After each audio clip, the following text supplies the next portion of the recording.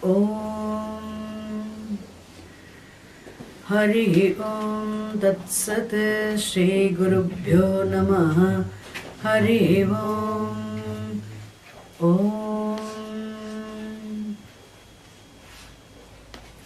Om Shri Paramatmane Namaha Mukam Karoti Vachalam Pangum Langhayate Girim Yatkrupatamaham Vande Paramananda Madhavam Yam Brahma Varunendra Rudra Marutaha Stunvanti Divyaistavaihi Vedai Sangapadakramopanisadaihi Gayanti Yam Samaga Dhyanavasthita Tadgatena Manasa Pashyanti Yam Yogino Yasyantam Navidosura Suragana Devaya Tasmai Namaha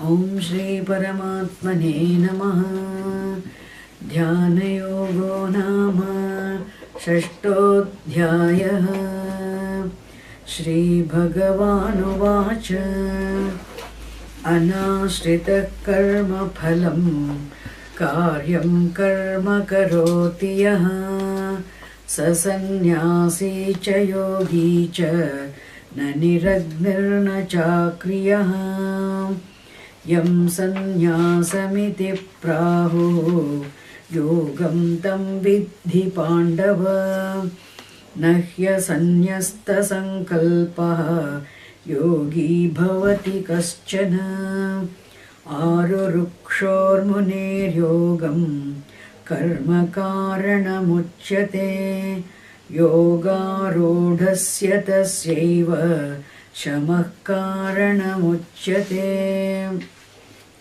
Yada hinendriyartheshu na karmasvanushajjate sarva sankalpa sannyasi yogarudhastadochyate uddharedatmanatmanam natmanamavasadayet atmaiva hyatmano bandhu Atmaiva ripuratmanaha bandhuratmatmanastasya yenatmaivatmana jitaha anatmanastu shatrutve vartedatmaiva shatruvat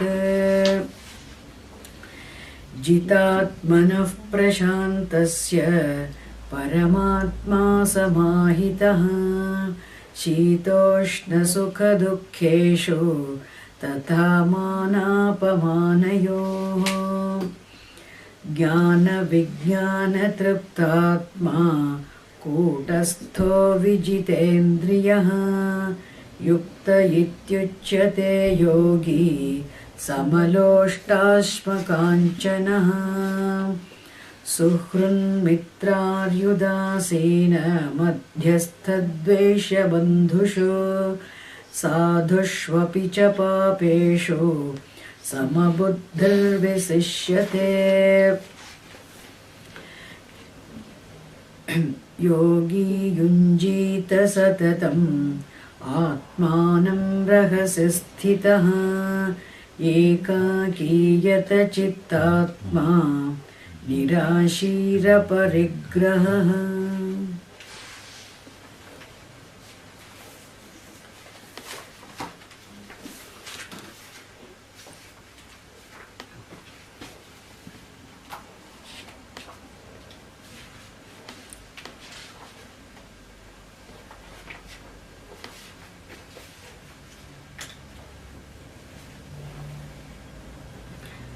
Generally,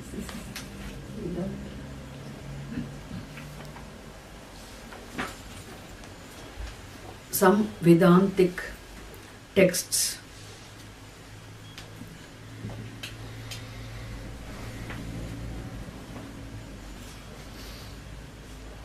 say that one has to be qualified for knowledge, and they also prescribe what are the qualifications required for accomplishing the knowledge. The qualifications required for the knowledge are unexplained, but those texts do not teach how to become qualified.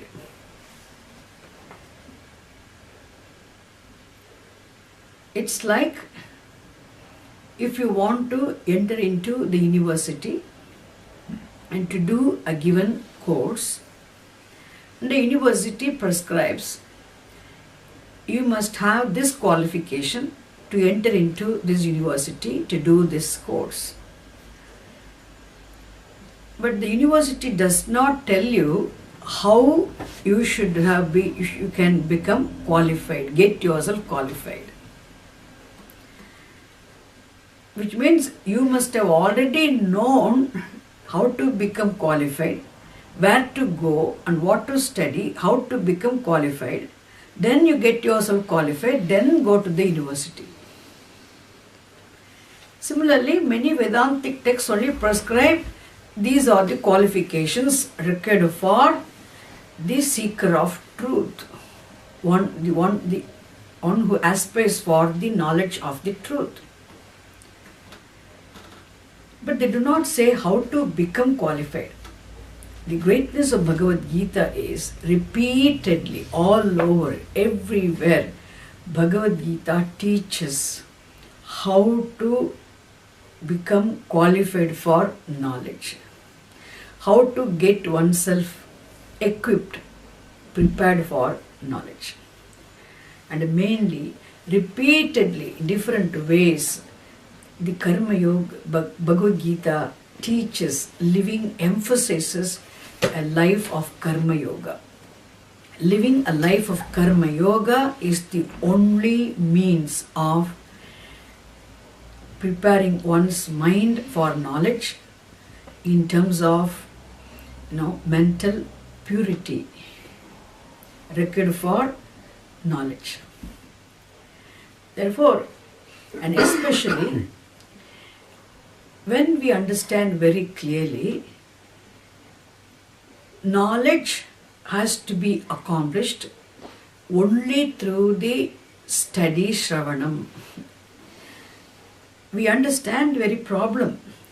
Ignorance of the truth in terms of ignorance of the self is the root cause of all our problems we are going through in life. The root cause of all our problems is actually ignorance of the reality in terms of ignorance of the truth of one's own self. So, Atma Jnanam Samsara Karanam, we know very well. We come to know because through the study of the Shastram, because of our exposure to this Shastram. That's good. Therefore, now knowing, so for us to free ourselves from all our problems in life, the freedom from these problems from life for good is accomplishable only through the knowledge of the truth. Therefore, knowledge of the truth in terms of self-knowledge. And we also know the self-knowledge, how to accomplish the self-knowledge. There is no way of attaining the knowledge of the truth or knowledge of the self other than studying the Shastram. Because what we need is pramana has to work. What choice do you have to see the object called light? What choice do you have other than using your eyes? Similarly, for the eyes to see themselves also, what choice do the eyes have other than using the mirror to see their reflection? If the eyes have to see, they have to see their own reflection. And for the eyes to be able to see their reflection, to know, to look at their own, how they look. Eyes have no choice other than using the mirror. Similarly here, for one to know the truth of oneself, Shastram is the only means of knowledge. Means Shastram has to be studied. That's why I said Shravanam. Shastra study. So with the Shraddha, having faith in the unflinching faith in the words of the Shastram, the total commitment to the study of the Shastram, and studying the Shastram under the guidance of a competent teacher for a length of time, regularly, systematically, is called Shravanam. The Shravanam alone will result in the removal of ignorance. Knowledge is only through Shastra Shravanam. Because what is that which will remove your ignorance? Shastra study alone, Shravanam alone. Understand what Shravanam means. Under Shravanam, listening to the unfoldment of the words of the Shastram alone, in due course of time, when it is done regularly, systematically, properly, with the help of the teacher, that alone will remove the ignorance. Why I am repeating so many times?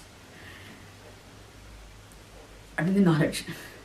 Therefore then, for that knowledge, even to sit and listen to the teacher, to be receptive in the class, to be able to focus in the teaching, to understand the grasp also, you must be mentally relieved.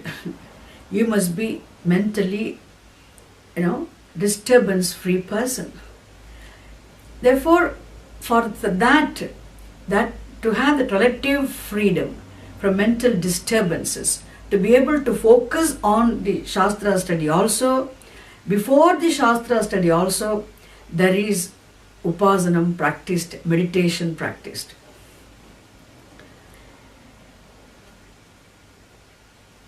And then later on, after the study of the Shastram, also you are going to do meditation. Isn't it? For meditation is not for the attainment of knowledge. Understand? Meditation is only for ascertainment of the fact which you already understood through Shravanam. For assimilation of the teaching which you already got through Shravanam. Which means meditation is a mental activity which will not remove the ignorance, which is only done for assimilation of the teaching or ascertainment of the understanding of the fact which you have got through Shravanam. Understand?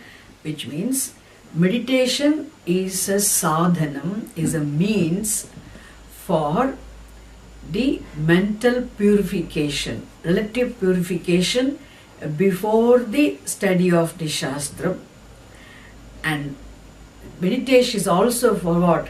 Mental purification after the study of the Shastra. After the attainment of knowledge also, you study Shastram for mental purification. Before the study of the Shastram also, you practice meditation for mental purification. Shastra meditation is only for mental purification, not for the attainment of knowledge. Understand? Therefore, if meditation is important, without meditation, knowledge attained through the study cannot be assimilated, ascertained. Without having relative purity also, very study itself will be difficult. Therefore, taking care of one's mental purity and mental steadiness in order to be able to study properly, in order to be able to understand, in order to be able to ascertain, meditation is important. But if the meditation has to be efficacious, The meditation has to be effective. It has to give you the benefit of, the very purpose of meditation has to serve means one must be, take care of certain, prerequisite things. And that is why Krishna says, the disturbed, agitated, restless-minded person can never be qualified for meditation. First thing, and second thing, our life is full of experiences, and the experiences will always result in the interaction with the world.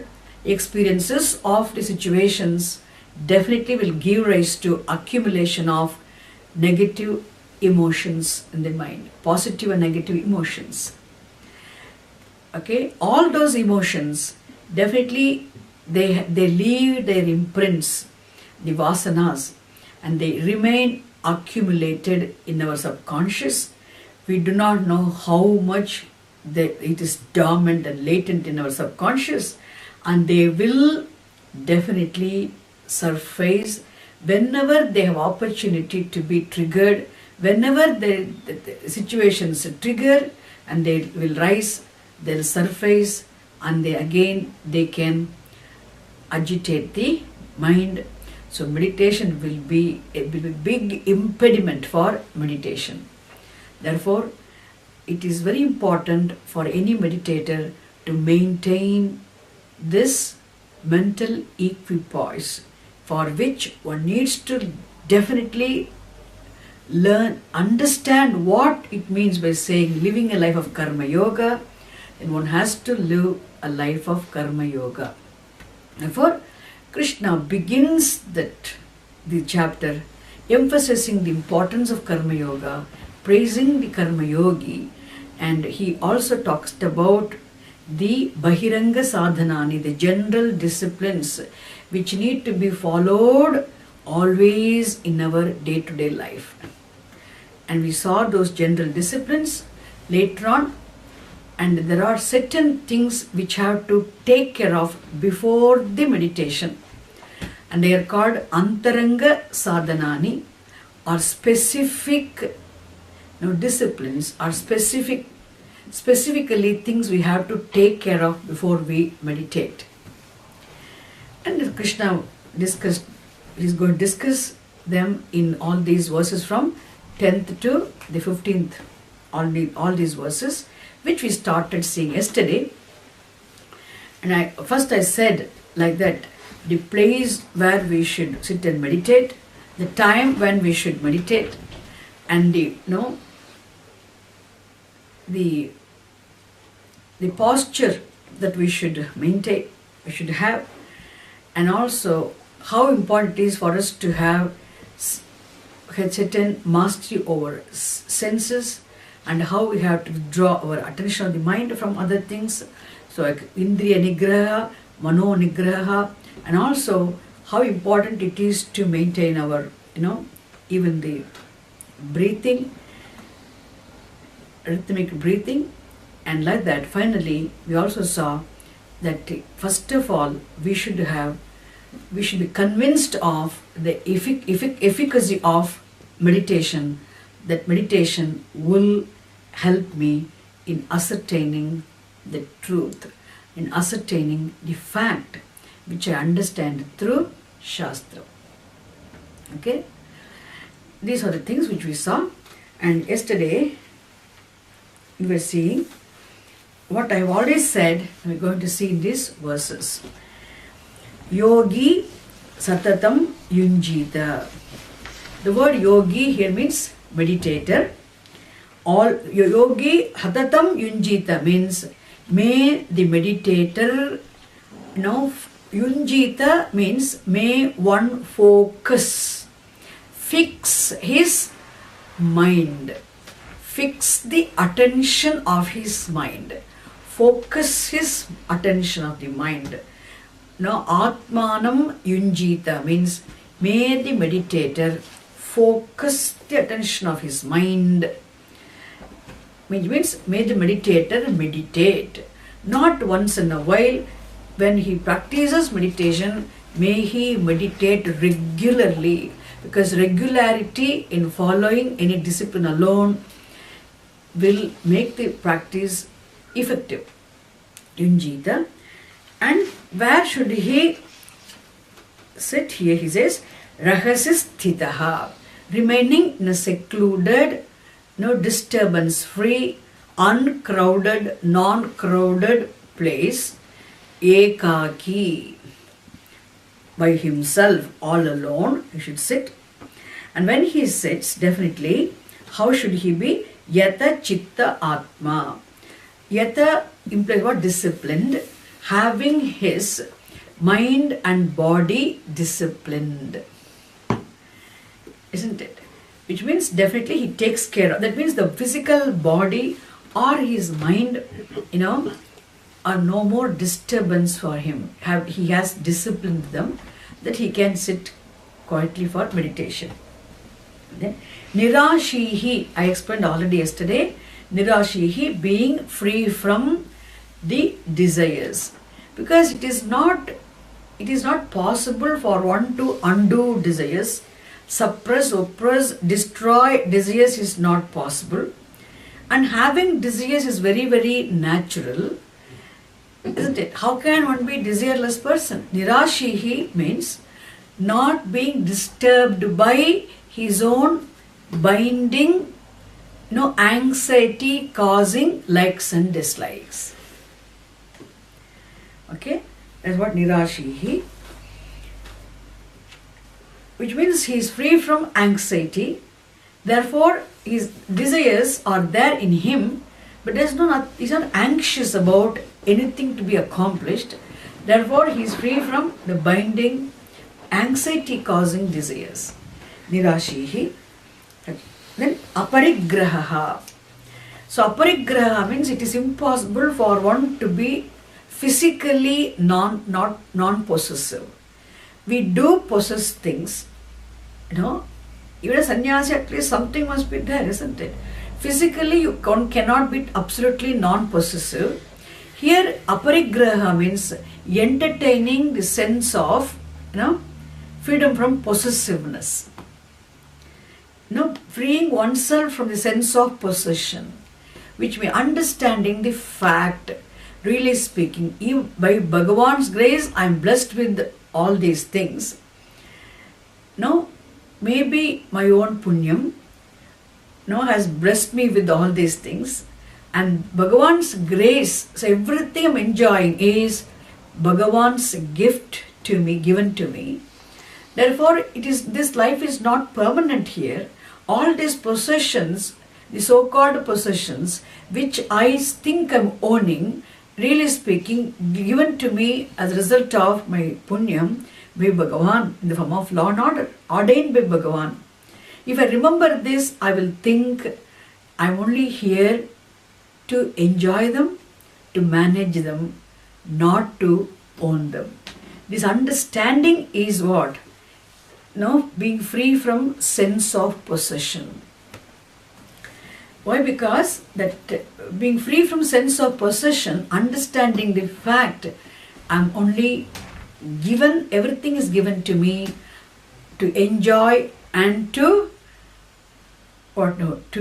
manage, maintain, not to own.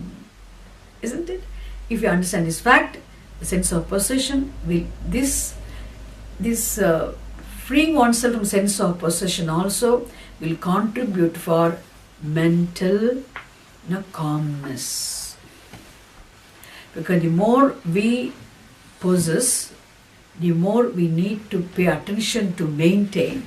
The more we pay attention to maintain, the more we will be agitated. So Krishna does not say don't possess things, don't entertain the sense of possession. If we understand, we will know how true it is, how foolish it is, how ridiculous and absurd it is to entertain this, possession, sense of possession. I own these things, I have these things. Therefore, because anything which will contribute for mental disturbance should be taken care of. That is what Krishna means here, okay?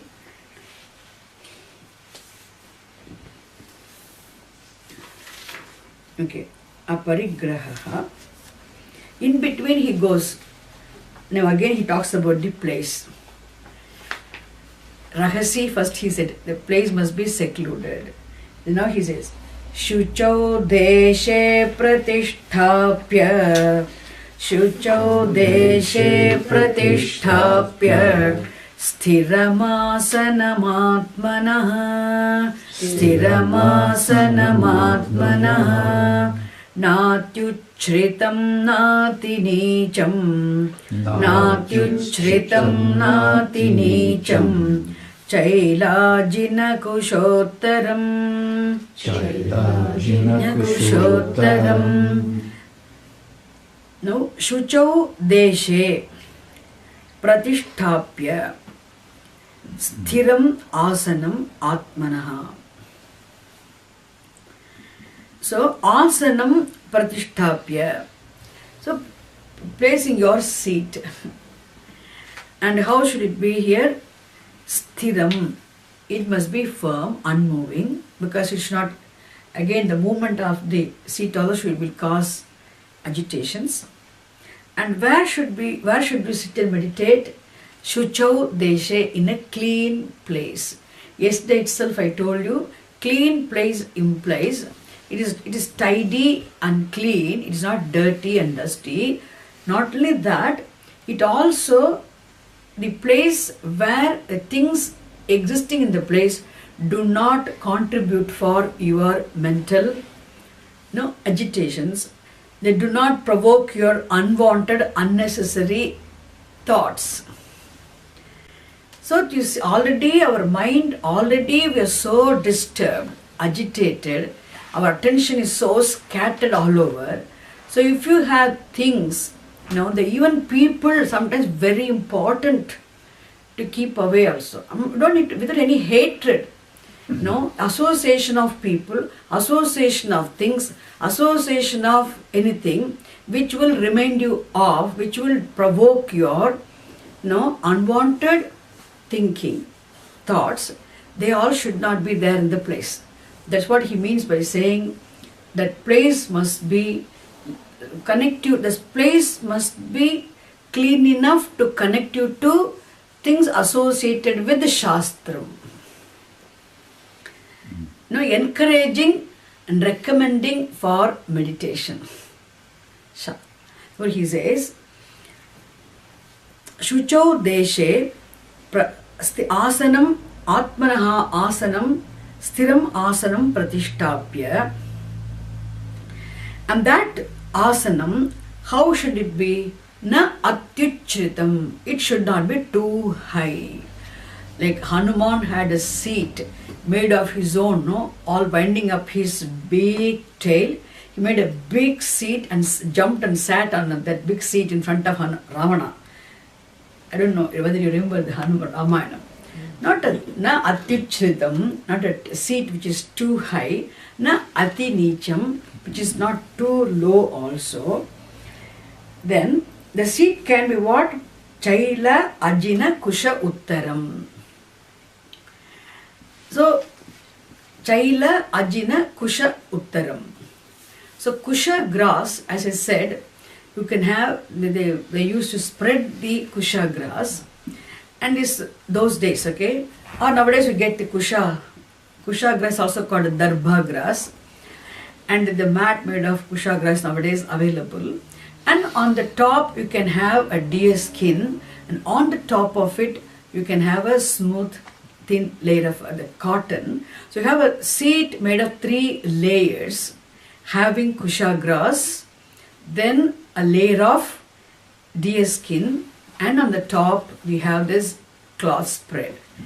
So we don't need to literally take in Bhagavad Gita, Krishna says I have to have this seat, a 3-layered seat having kusha grass underneath. On the top I should have the deer skin. On above all, I have a cotton cloth spread. I have to, where can I find such a 3-layered seat made of these 3 things? Don't go in search of it. You have to understand the spirit behind that. That we should not be too high, too low, it should be too hard, too rough, too harsh, not too pricky also. It must be soft enough where you won't be disturbed. You can sit comfortably. It's not too comfortable. It's not too disturbing, no? Uncomfortable also. Say it is a clean seat. That's what he means by that. As I told you, the kusha grass, the edge being sharp edge, it's always connected to sharpness of the intellect also. Something they talk about as auspicious. Don't ask me why, how and all that. But somehow in Vedic tradition, the kusha grass has been always considered to be something sacred. The kusha grass has been, maybe it must have been available also those days. Okay, so he says that. Then, okay, seat is, you have talked about the seat.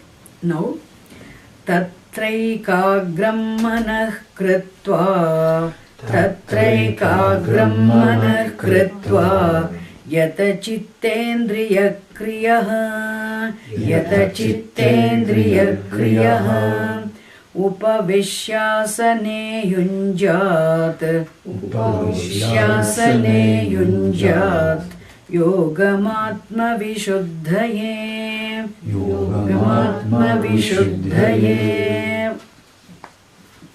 Okay.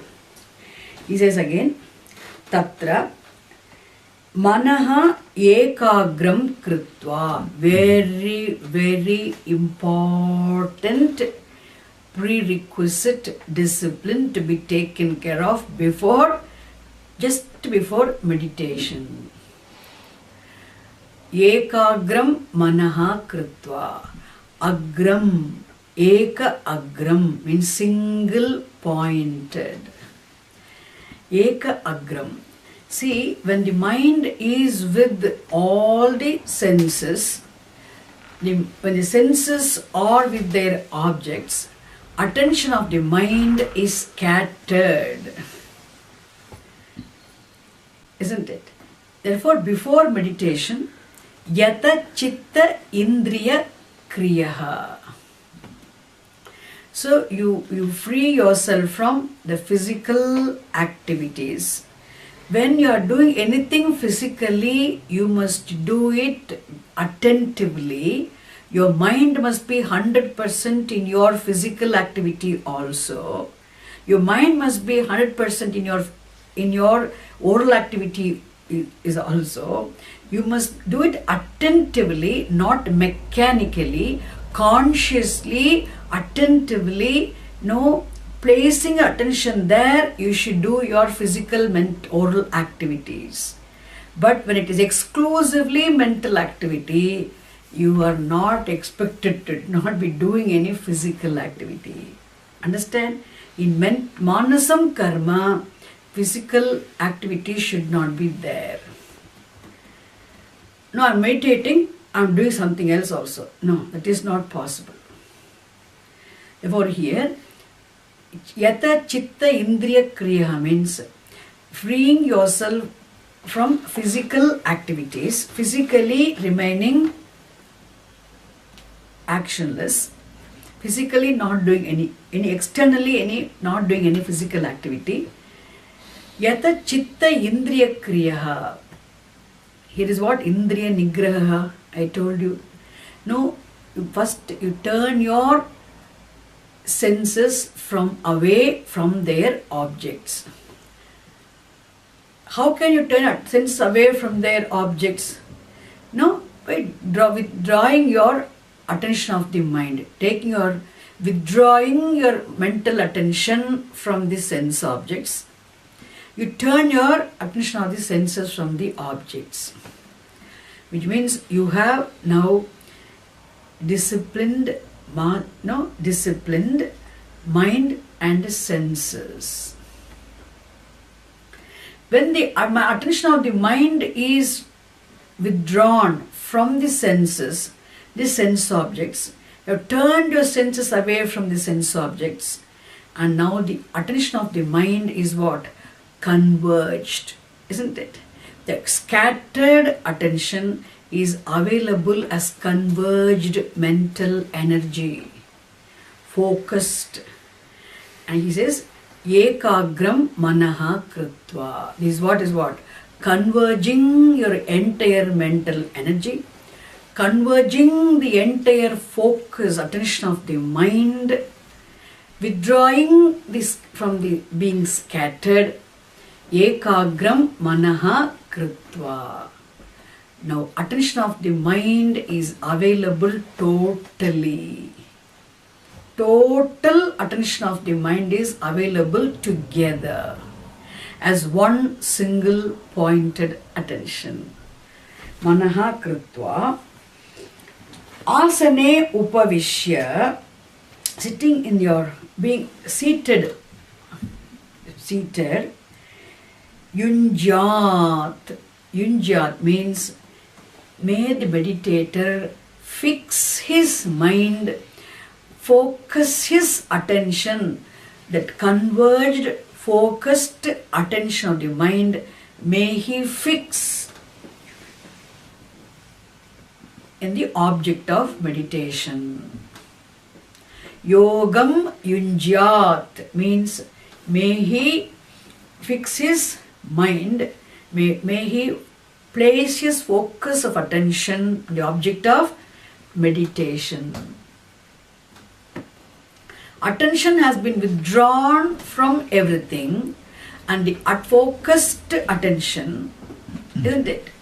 Converged attention, which is free from diversion, okay, which is free from distraction, now together as one single pointed, may the attention be now focused on the object of meditation.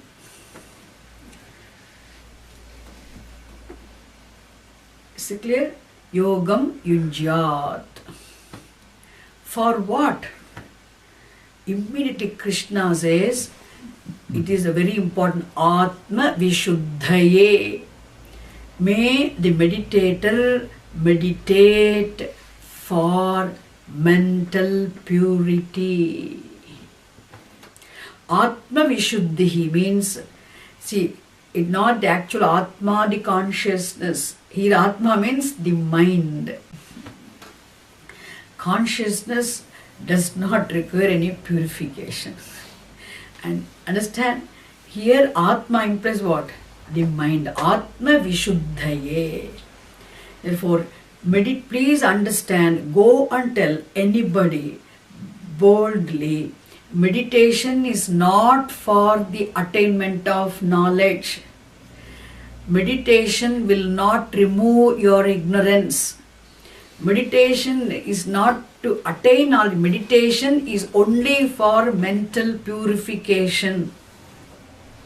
Atma Vishuddhaye Dhyanam. Yogam Yunjad Atma Vishuddhaye. Repeat the sentence. Yogam Yunjat. Okay, may one focus his attention of the mind on, total attention of the mind on the object of meditation. For what? Atma Vishuddhaye, for mental purification.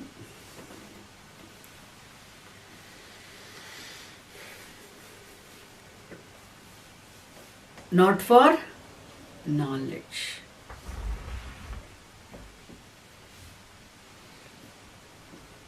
So before the Shastra study, before the attainment of knowledge, when you practice meditation, your object of meditation is Ishvara, Sagunam Brahma, then that meditation is for mental purity, for managing your thoughts and for mental steadiness, antahkarana naischalya. Upasanam is for antahkarana naischalya. The highly restless, agitated, disturbed mind, to calm and quieten the mind, to make it relatively calm, the meditation is a means. After the study of the Shastram, after the attainment of the knowledge through the study of the Shastram, meditation is, even then, meditation is for the removal, understand? For the purification of the mind, because the impurities before jnanam, to resolve the impurities in terms of anger, hatred, etc., meditation is practiced. After knowledge, also what? There is error. After the attainment of knowledge, also I am not the body, I am not the mind, I am the consciousness. Even after attaining the knowledge also, there is still error caused by what? Habitual errors. Now the habitual error is called a viparita bhavana or viparyayaha. The habitual error will be there due to the long orientation. That is what? It is viparita bhavana means what?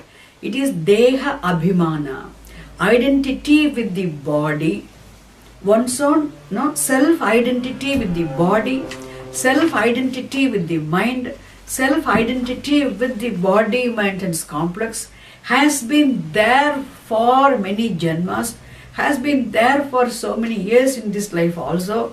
Therefore, it is long orientation. Because due to the long orientation, this I am the body-mind and complex, this notion being so rooted and also entrenched in the mind, even after knowing also, because of the habit, orientation, there will be viparita bhavana. It's called habitual error. Error not because error caused by ignorance is what? Error caused by ignorance is there before the study of the Shastram, before the attainment of the knowledge. After the study of the Shastram, after attaining knowledge also, still error is there in perception. Means this error is not caused by ignorance, it is caused by habit. Viparita bhavana. Wrong. Why? Because entrenched notion which has been there. So for resolving that error caused by the habit also, you need contemplation. Isn't it? That's also what? Mental activity. Therefore, before the knowledge also you practice meditation for relative purity, relative steadiness. After the meditation also, after the attainment of knowledge also, the meditation is for absolute purity, absolute steadiness in terms of ascertainment of the understanding of the fact you have gained through this study. Is it clear? So Shastram does not say meditation is for the attainment of knowledge. No. Meditation is for mental purification. Atma Vishuddhaye Yogam Yunjita. Is it clear? We'll see it again later on. Okay. In fact, I told you many times before this Pujya Swamiji's example. He always tells the story of a rich man, a poor man, a beggar. Pujya Swamiji's very old story this is. I never feel tired of telling it how many ever times. Swamiji always enjoys because he repeats things but he gives vision every time he speaks. He can take you around all over. And the Swamiji nobody can wear Swamiji's shoes. He has his own way of taking her around and beating her in the bush and finally giving you the vision. That is Pujya Swamiji's uniqueness. He's a unique teacher. Anyway, he gives his example. There is a beggar sitting in front of the temple. In India, in the front of temples, these beggars sit. And then the devotees who go to the temple, and they always think, giving some money, coins to the beggars, giving some food, they can gain some punyam, because they go to temple also to pray to Bhagavan. So they give money and go. Like this, beggars are sitting, and this beggar takes the money, and one beggar goes and buys a lottery ticket. And what happens? And he wins the lottery. He wins the lottery and becomes overnight a millionaire, a very, very rich man. And the minute he becomes a richest man, suddenly he becomes rich. And the whole life he has been living a life of a beggar. And he becomes a very rich man, he can't handle it immediately. And next day he comes to the same temple in a very big car and being driven by a driver. And the driver comes and opens the car door, and he comes down, and he comes and with all his because a new rich man, so he is wearing the rings, all the 10 fingers. And then he comes in nice silk dress and all that, and he goes. And as he was walking towards the temple, he sees some other devotee who came to the temple was distributing laddus. How he gives the story, okay? Laddus for all other poor people. And all the beggars were crowding together and stretching their hands like this, asking for laddu. And this beggar, when he got out, not beggar anymore, okay? The beggar rich man. No more a beggar, okay? The rich man got out of the car. He was walking towards the temple. He saw some crowd standing there, and one man was distributing some food, and all the beggars around were stretching their hand asking for food.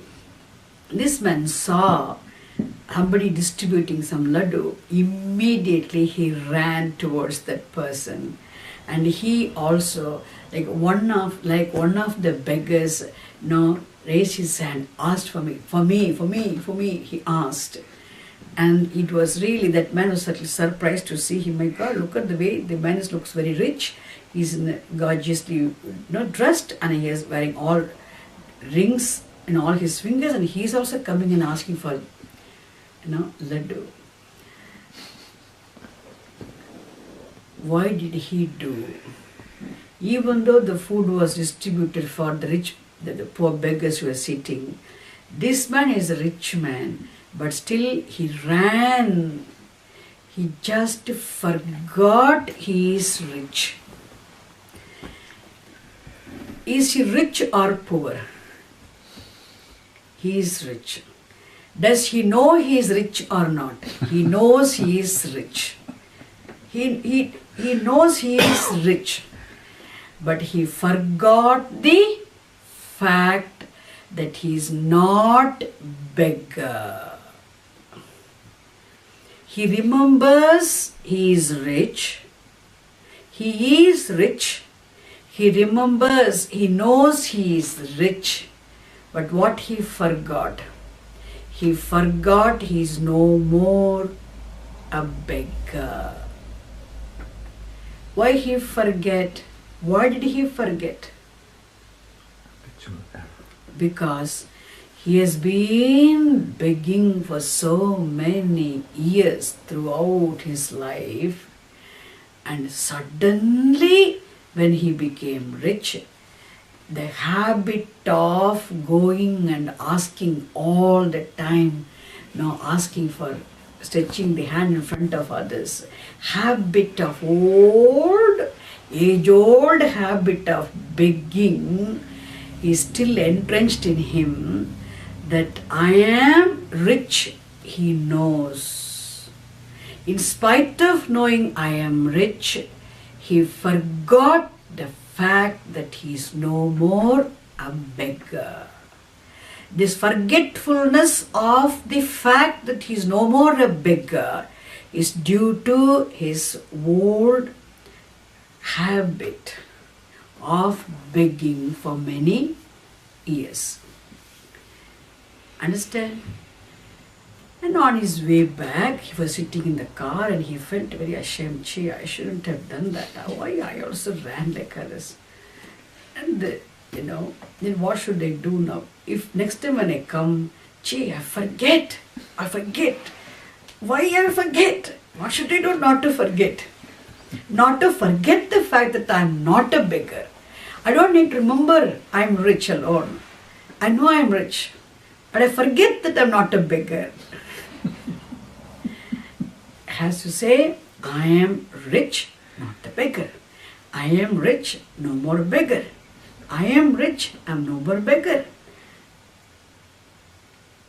You can't simply, being a beggar, you can't simply say, I'm rich, I'm rich, I'm rich. You must be rich. You should know you are rich. Then you should remember that you have forgotten the fact that you are no more a beggar. That you have to repeatedly remind yourself.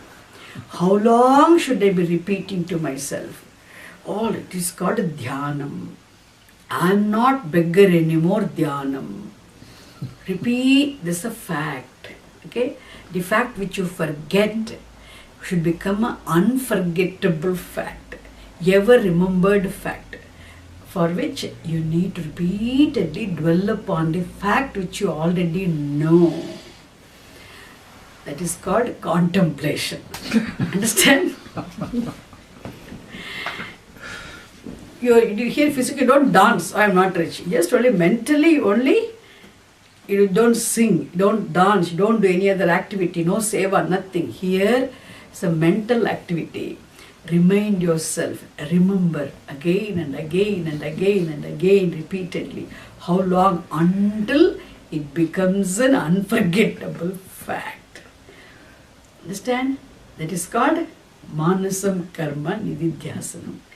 That is what here, Nididhyasanam, the contemplation, repeatedly, Shastra study, Shravanam has given you the knowledge. What knowledge you are given now? What knowledge you have got now? All that is here is only Brahma Chaitanyam, and I am Brahma Chaitanyam. Isn't it? I am the consciousness. I am not just this, tiny little, the body, mind, sense complex. I am the ever limitless consciousness. I am not just limited, time-bound body, mind, sense complex. Isn't it? This fact which you have understood. But all these years, you have been thinking what? I am the body. That notion is so, this is the, I know I am not, no more. I am not a body. I am consciousness. I know I am consciousness because I have studied the Shastra. But what I forget here, I forget the fact which I have understood that I am not the body. You are not ignorant of yourself being rich now. That big beggar is not ignorant of himself being rich. Similarly, you are not ignorant of yourself being consciousness because you have done the Shravanam. You know the Swarupa of yourself being consciousness. You know you are consciousness. But what you forget is the fact that you are not the body, isn't it? Which you have understood. Therefore, this you have to repeatedly, therefore, I am consciousness. I am consciousness. I am consciousness. You don't mechanically say that. What you understood, the fact which is true to your understanding, you are repeating, you are dwelling upon constantly, continuously, consistently after understanding. Okay? Not without understanding, it's not mechanical repetition, Aham Brahmasmi, Aham Brahmasmi. It is not mechanical repetition or blabbering.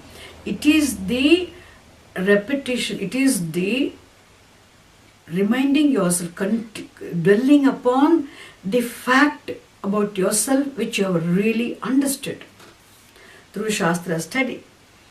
And this is what is contemplation. In this contemplation, who is the one who is dwelling upon? You are the one who is dwelling upon.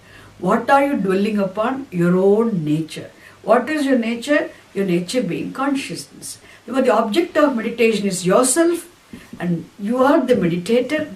Therefore, there is no division meditator, meditated, difference is not there, division is not there, because you are just reminding continuously, constantly of your own Swarupam, be what it is. What are you dwelling upon? Not about anything else in the world. Not Ishvara, not any other object, your own Swarupam. Understand? Therefore, this is contemplation, this is manasam karma, this also, this meditation which is contemplation, wherein meditator, meditated, difference is not there. This contemplation which is done after the Shravanam, after the attainment of knowledge, is for also what? Mental purification, to remove the impurity in the form of forgetfulness of the fact due to the old habit of having entrenched notion that I am the body. Understand? Therefore, meditation does not remove the ignorance. And one more thing, before the study of the Shastram, also meditation is for what? We talk about Mala Vikshepa Nivrittaye. What is Malam? We are helpless. We do have impurities in terms of anger, jealousy, hatred, fear, binding desires, likes and dislikes. All these impurities are there. Why do we call them impurities? Because anything which cause discomfort, anything which causes discomfort is disease, a mental disease. Therefore we call them malam, isn't it? So this malam has to be removed. Then vikshepaha means restlessness, agitation, isn't it?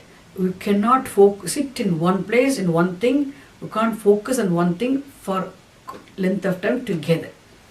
Sometimes people you can see, they can't sit in one place quietly. They have to keep running around.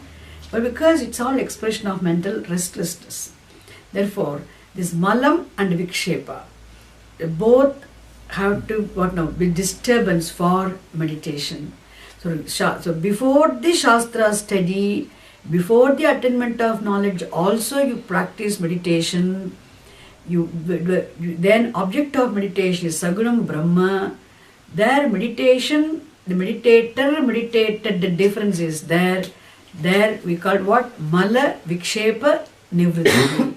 This also for remove mental purification in terms of removal of impurities, malam and vikshepaha, the agitation. And after the attainment of knowledge, after the study of the Shastram, attainment of knowledge, you practice meditation, which is contemplation, which is actually, it is not an action, it is being with the fact. Isn't it? Being with the fact, being seated with oneself is contemplation, which is for resolving the habitual error, which is another impurity. Therefore, Atma Vishuddhaye Dhyanam, meditation is only for mental purification, not for knowledge. Without studying the Shastram, with the help of systematically, regularly, under the guidance of a teacher, how much ever you sit and practice meditation, your ignorance will not go even a tinge. Okay? You continue to be ignorant. Without meditation, you are non-meditative ignorant. And after meditation, while meditating or meditative, ignorant. Understand? Which means it doesn't serve any purpose. Okay. Maybe it can help you to have some, help you have mental relaxation can give you, but it is not a permanent remedy, solution. Okay, he continues here. How should we sit? As I told you already, Krishna does not put all these steps, all these factors one has to observe before you sit for meditation. All these antaranga sadhanani, the specific disciplines, he does not put them together. Okay, he puts here and there. We have to understand correctly. Samam kaya shiro grivam, samam kaya shiro grivam, dharayanna chalam sthiraha, dharayanna chalam sthiraha, samprekshya nasikagram swam, samprekshya nasikagram swam, dishaschanavalokayan, dishaschanavalokayan.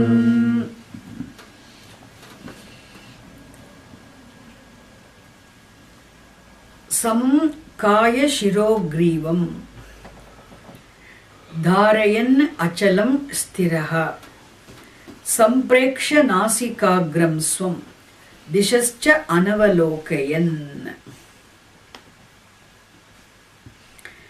Okay, he says, samam kaya shiro grivam. When you sit, kayam means the trunk of the body. The part of the body from the hip to the neck is called trunk, which is kayam. Then shiraha, head, griva, neck.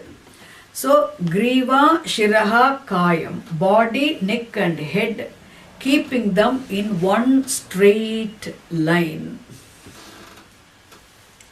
Samam, krutva, and achalam, so samam dharayan, keeping the body, the trunk of the body, neck and head in one straight line. Achalam, then without moving here and there. Sthiraha, remain sitting firm. One should, because the posture is very, very important, not only for meditation, even otherwise, generally, whenever we sit, it is advised always to sit straight without any bends, because sitting straight contributes for your physical well-being in general. Why? Because only when you sit straight, even one can breathe properly, it seems. The prana samyam, when you sit straight, the lungs can expand and contract easily, so the breathing will be rhythmic, so it is good for your health. And second thing, in a sitting posture, otherwise also, you can avoid the back problem and all that when you sit. Sitting straight is very important. In fact, it contributes. Because if you don't sit straight, it seems, nowadays they have discovered this, when you sit with lots of bends or curves, without sitting straight, it quickly causes discomfort to the body. And then they say that when it causes discomfort means you become fatigued soon, and the work you can contribute, that it results in inefficiency in your contribution, isn't it? Therefore, even nowadays, how to make these people working in offices sit straight? So they're even working. There is a science nowadays, that biotechnology, something like bioengineering, something where they work on this, how to what sort of seats will be better for them, so that they can sit straight, therefore they can contribute for more productivity. Isn't it? There is the science itself now. And then, anyway, so what I'm saying, it's very important to sit straight. That's what he says. So, sthiraha, remaining firm. Now he says, dishascha anavalokayan. Already he has mentioned with turning away your senses from the sense objects through the withdrawal of the mind, attention of the mind from the senses. We already seen that. He particularly, specifically, he says, dishaha cha anavalokayan. So without looking all over, all around, which means, see, the more we turn and see what is happening all over, it implies how restless we are. The more we turn and see here and there, the more our eyeballs roll here and there, it is expression of, it indication of how restless we are. Just by seeing the eyeballs of a person in conversation, you can make out it's worth talking to the person or not. The person sees here and there, not seeing your eyes to eye. You can understand the person is not interested in listening to what you are saying. Because attention is distracted somewhere. He is disturbed. He is not listening to you. Which means the eyeball movement can tell you how restless mentally the person is. And suppose somebody turns the head and sees all over, means you can understand. Again, the person is very restless.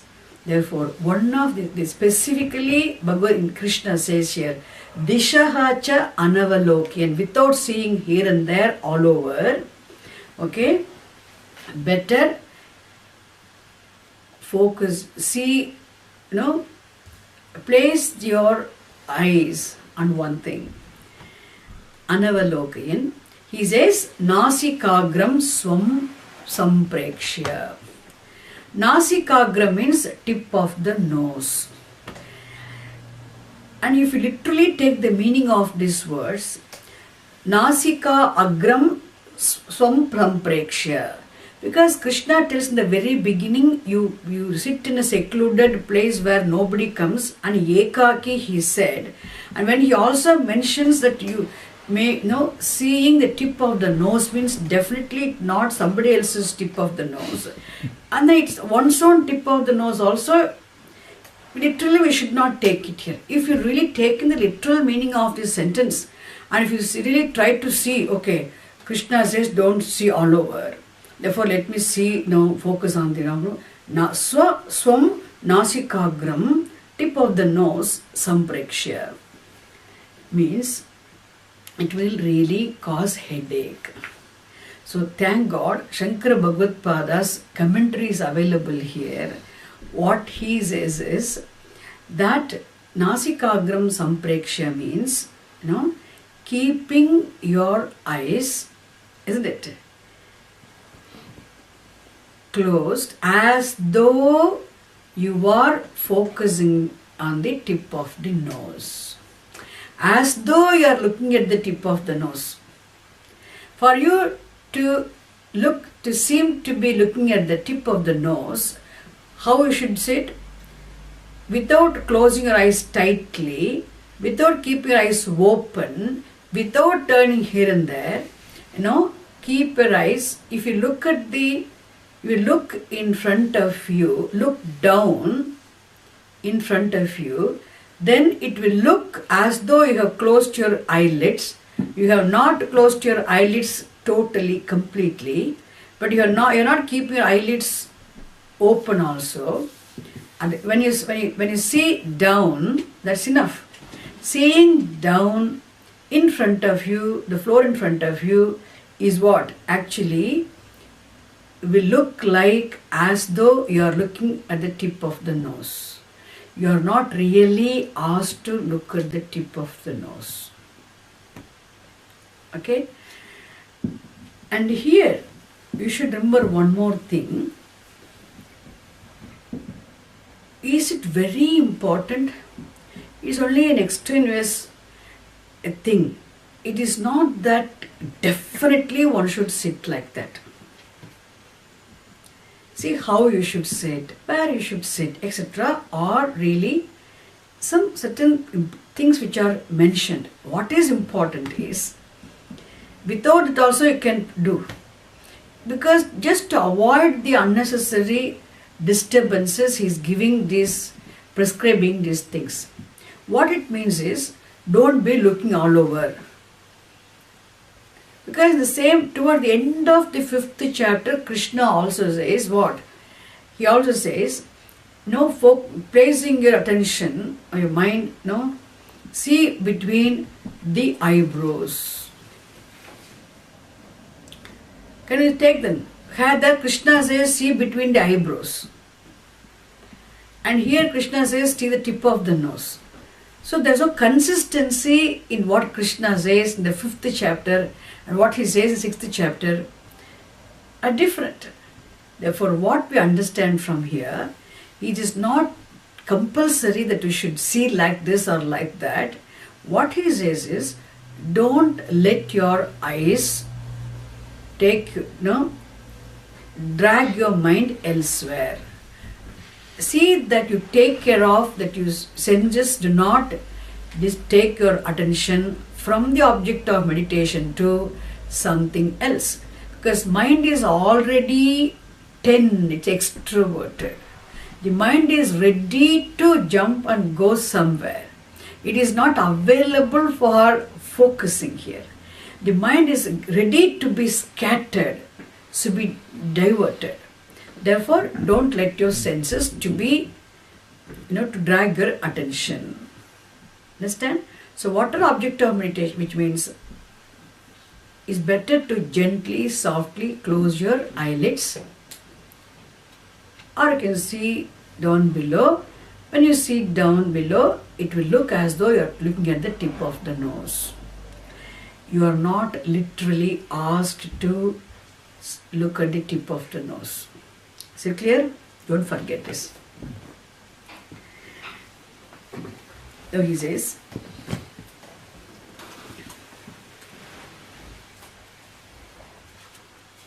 okay.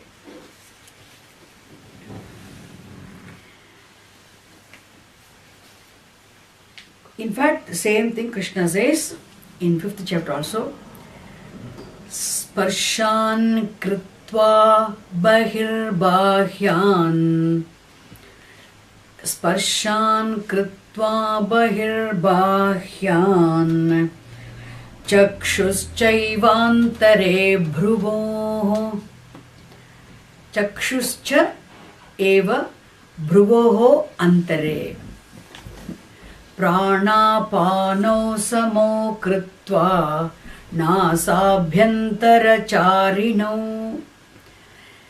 There Krishna includes one more, this discipline of maintaining the rhythm of the inhalation and exhalation, that he does not mention in the 6th chapter. Even though he does not mention the 6th chapter, we have to remember what he teaches in the previous chapter. Bring that maintenance of the rhythmic breath. Rhythm in breathing is very important, because as I told you yesterday, the prana being associated with the Kriya Shakti, the thoughts being associated with the Jnana Shakti, both being associated with the Maya Shakti. We say here, they're interconnected. Therefore, if there is if the prana is, the inhalation, exhalation are not slow and smooth and gentle, then definitely it will also contribute for mental agitation. It is very important. Where he mentions there, in that context, he also talks about what? Bahyan sparshan bahihi krutva. Keeping the aside, keeping the external objects outside means what? Keeping the external objects outside means they do not physically walk into your mind, but they travel into your mind through your senses. Which means if the attention of the mind is not placed, the attention of the mind is taken away, withdrawn means the senses cannot perceive objects. Objects remain outside. That's what he means. So without paying attention to the objects, turning the senses, withdrawing the attention of the mind, then what you should do? Also specifically he says, now see between the eyebrows does not mean you should definitely see only between the eyebrows or only should see the tip of the nose. Why one place Krishna says, focus, see between your eyebrows. Chakshuhu cha eva bhruvoho antare. Krishna says towards the end of 5th chapter. In the 6th chapter he says, see the tip of the nose. Nasika, swam nasikagram means we have to remember one fact. Krishna himself does not emphasize to see the tip of the nose or see between the eyebrows. No. What it means is, see that your eyes are closed, so that see that the eyes do not take the attention of the mind away. Okay? Better you can close your eyes.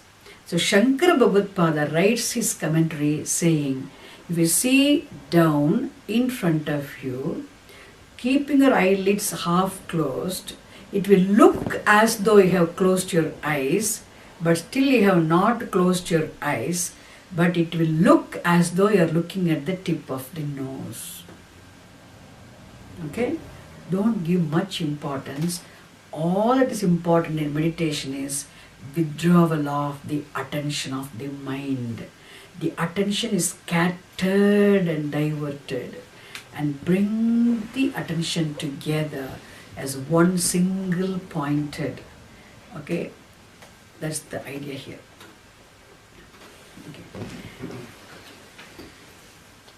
Okay.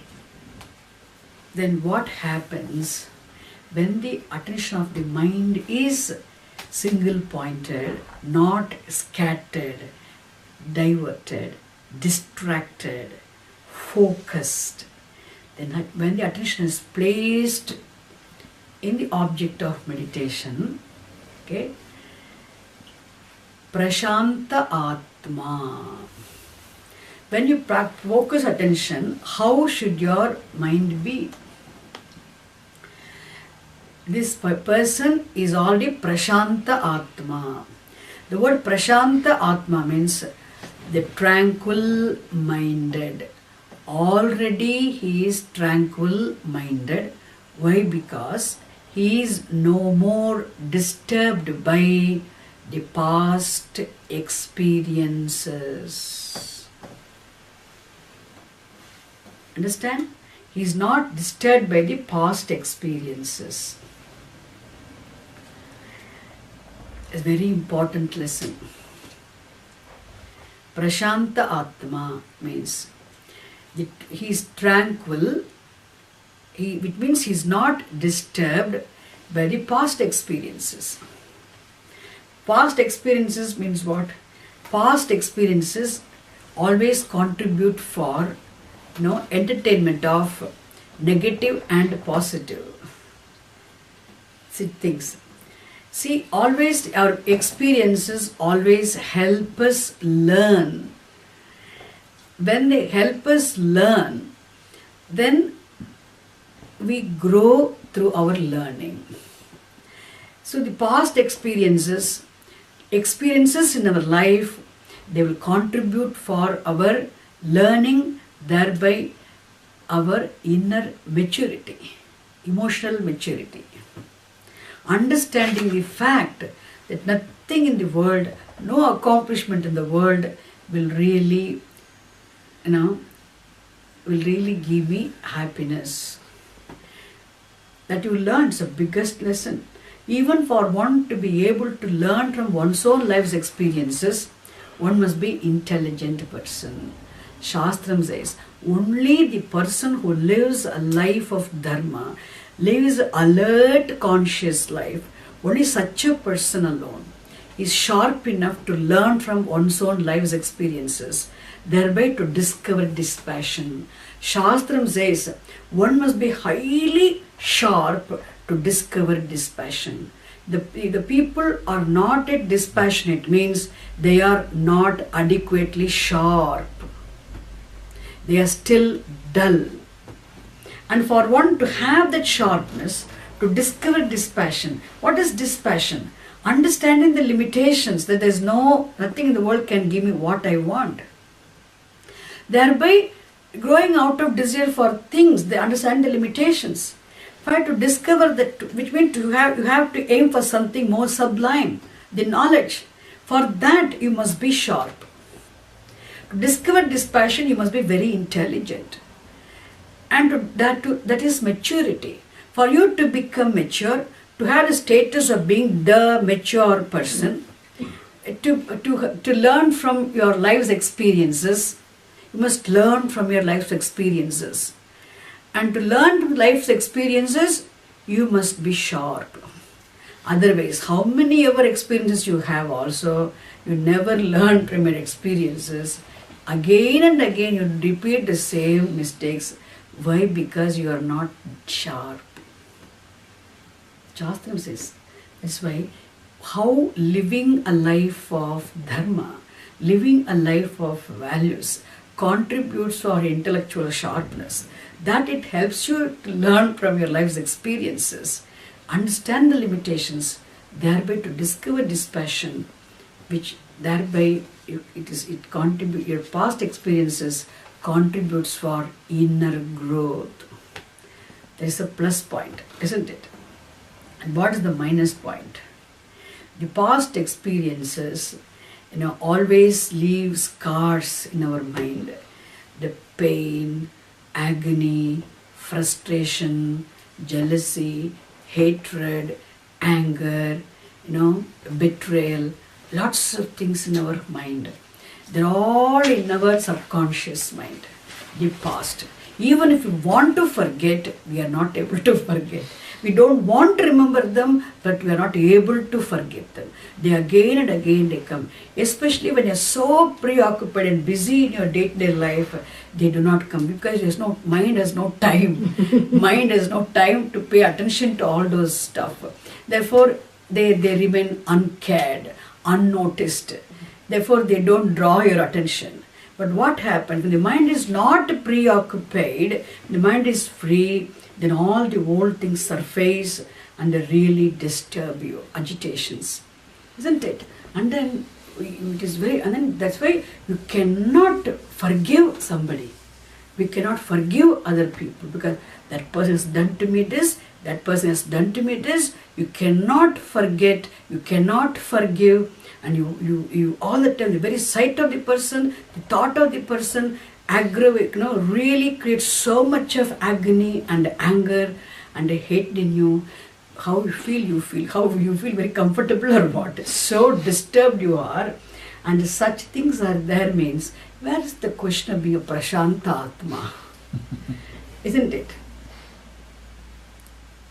It's not possible. Therefore, such situations, how to be Prashanta Atma. Prashanta Atma means tranquil minded, calm minded. The one who has learned from one's life's experiences, discovered dispassion, thereby one who is a mature person. Not only that, when such negative emotions, which we can't help having those emotions, every human mind must have accumulated lots of such emotions in one's life's experiences. They're all sitting underneath your subconscious. They will surface and disturb you. They'll never let you remain peaceful. It is our own papa, isn't it? And this is where Shastram reminds us of the fact. Please remember, there is no such thing called a new, fresh pain. Just because of this, the pain has come. We think there's no new, fresh pain. There's no new, fresh anger.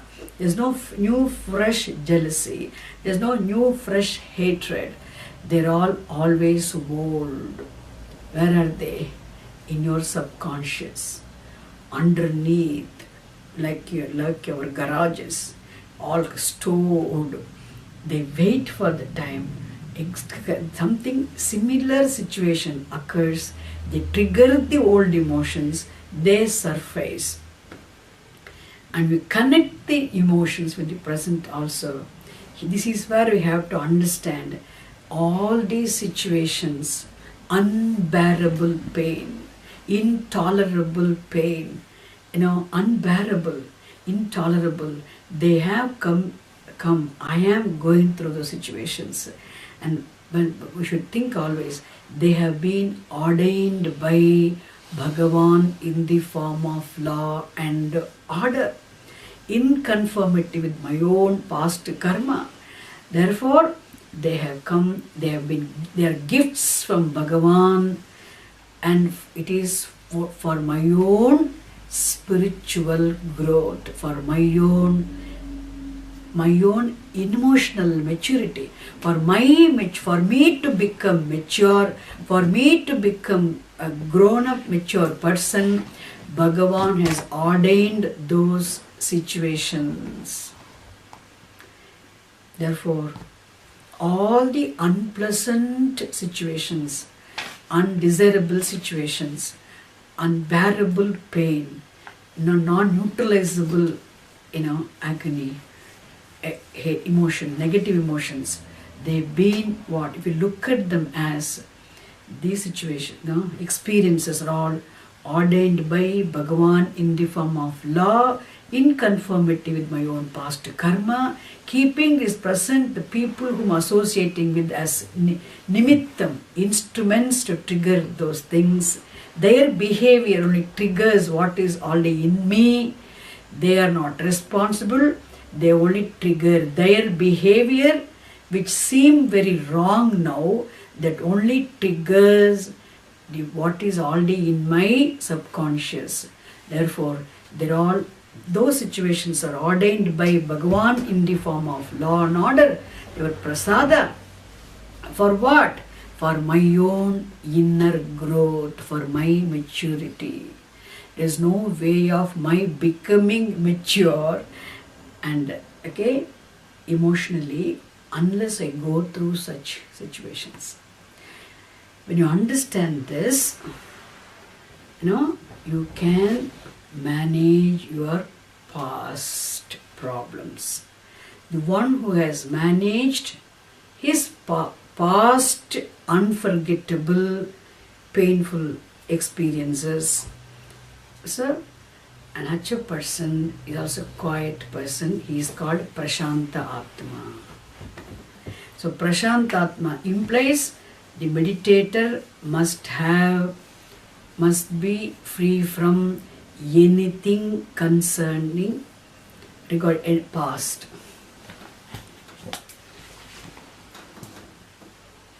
Otherwise, there is no way of your becoming a meditator. What about then Vigata Bhihi? Vigata Bhihi means the one from whom fear has gone. Fear has gone means what? That Vigata Bhihi, the one who is free from fear, means the one who is free from anxiety about the future. Which means the meditator must be the one who is free from anxiety regarding future, free from the past painful experiences, free from the thoughts of past painful experiences, isn't it? So past also does not disturb him, future also does not disturb him.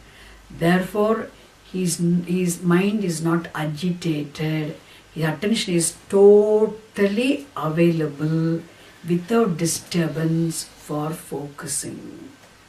So, Prashantatma Vigata Bhihi. Free from fear means he's free from anxiety about the future. He's free from all the worries concerning the past situations. Therefore, he is tranquil minded. No, Vigata Bhihi, Prashantatma, Vigata Bhihi. Brahmachari Vrate Sthitaha. Very important lesson. I tell you one thing, even if I take few more minutes today, please bear with me, all of you. Brahmachari Vrate Sthitaha. See, Brahmachari literally means one who is a student of the Veda. One who goes to the Gurukulam after Upanayanam and studies the Veda Shastram in the Gurukulam is called a Brahmachari, the student of Veda. And here, any Brahmachari is supposed to live a life enjoined by the Veda. The Vedic way of life enjoined by the Shastra. The very word Brahma means not only the reality Brahman, the word Brahman also means Veda. So Brahmachari means one who lives a life enjoined by the Brahma, the Veda, is called Brahmachari. And the Veda prescribes the disciplines to be followed by a Brahmachari, a student, in order to be capable of absorbing the teaching. If the student has to absorb, understand the teaching effectively, his Shastra study has to be effective for him, and he has to definitely follow those disciplines prescribed by the Shastra. So those disciplines to be followed, prescribed by the Shastram, to be followed by a student in order to be capable of understanding, absorbing the teaching, to make the study effective, those values together are called Brahmacharyam. Brahmacharyam means the disciplines to be followed by a Vedic student, to make his study effective.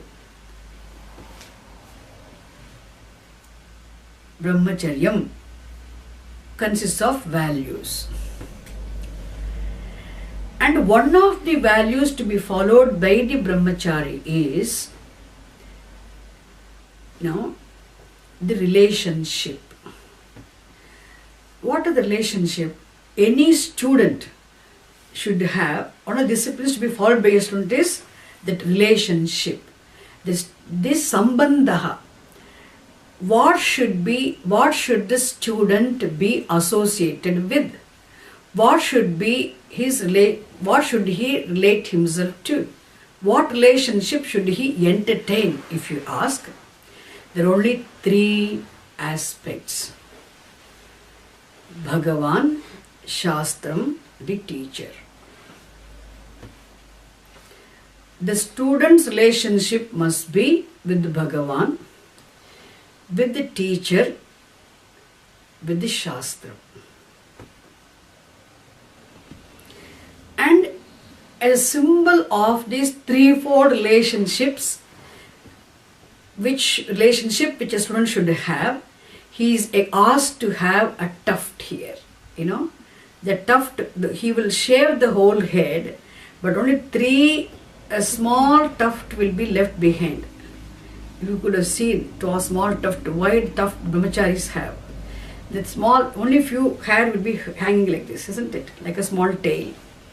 That symbolizes his relationship. He has no relationship with anybody else in the world. Because he will focused. What relationship should have? Bhagavan. He has to pray to Bhagavan, worship Bhagavan, invoking the grace of Bhagavan to bless him with all that he wants. Then he should relate to the teacher as a student. The teacher, relationship with the teacher is as a student, finished. Then Shastram, which means the student is not supposed to worry about the political problems, economic problems, what is happening with that. The student does not need to worry about, I am a father, my children are like this, I'm a mother, I'm a woman, my husband is like this, my children are like this, everyone has to play so many roles. As a student, he has to play only student's role. He doesn't need to play the role of a father, role of a mother, role of anything. He doesn't need to, supposed to involve in politics also. Against ashrama dharma. He doesn't need to know anything. He's a student. Similarly, the meditator also should follow that here. A sannyasi, in fact, one has to be before, even though you are a grihastha, even though you have the whole lot of jagat full of problems you have, when you sit for meditation temporarily, for a short while, you have to see yourself as a sannyasi before meditation. So brahmachari vrate sthitaha means that time you forget, at least for a while, you have to remind yourself, now I am the meditator.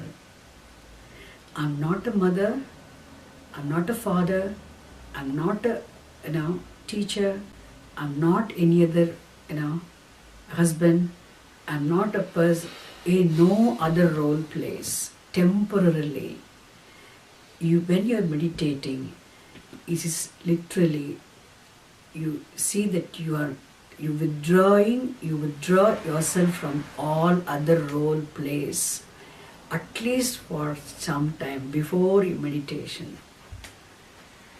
Your mind what should be in your mind? Shastram, Bhagavan. In fact, teacher also need not be there that time. Just this Shastra.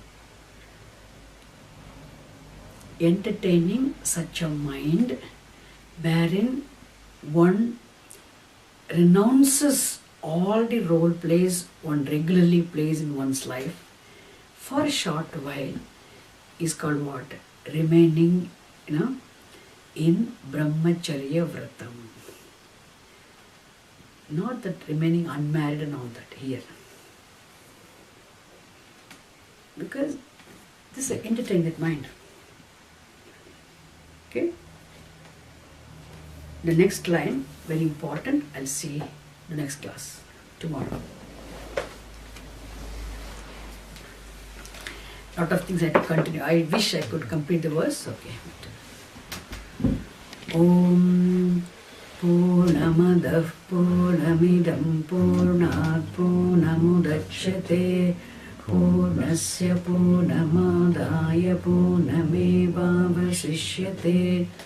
Om Shanti Shanti Shanti Hari Om Tat Sat Shri Gurubhyo Namaha Hari Om.